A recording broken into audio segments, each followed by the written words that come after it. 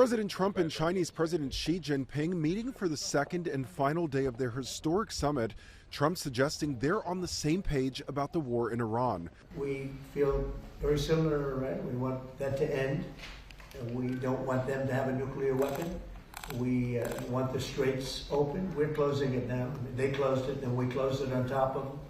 But we want the straits open, and we want them to get it ended because it's a crazy thing. They're a little bit crazy, and it's no good. Can't have it.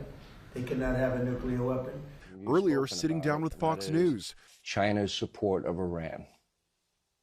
How big a discussion was that today? We discussed it. I mean, when you say support, they're not fighting a war with us or anything. No.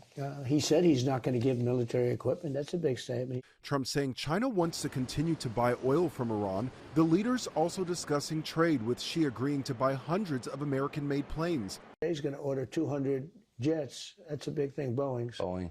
200 big ones. The president says China will also buy American oil and soybeans, which China stopped buying last year during a trade dispute.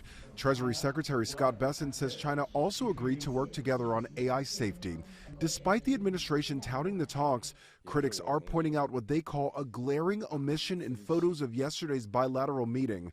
A Harvard economics professor saying a meeting of the two largest economies and not one woman at the table.